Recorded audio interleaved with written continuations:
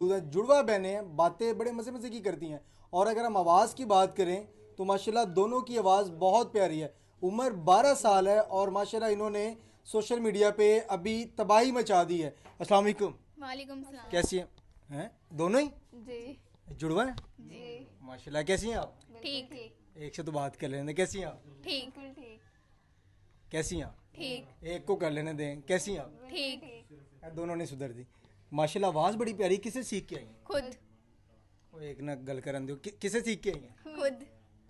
बजा के ज़रा डफ प्रोग्राम शुरू होने से पहले एक दफ़ा कोई नात हो जाए, उसके बाद हम बाकायदा आपसे बातचीत करते हैं। जी। कौन सी सुनाएंगे सबसे पहले? सबसे पहले हम आपको सेहरा। सहरा। ओके, सहरा सुनाए जी। नाज़रीन आप ज़रा ये सहरा सुने। बहुत खूबसूरत आवाज़ है। डफ जो है बड़े मज़े का जो है ये बजाती हैं दोनों बहनें। ज़रा सुनाए, शुरू हो जाए। लैके जिबरील अर्शों आया कासिम दा सेहरा। ओ लैके जिबरील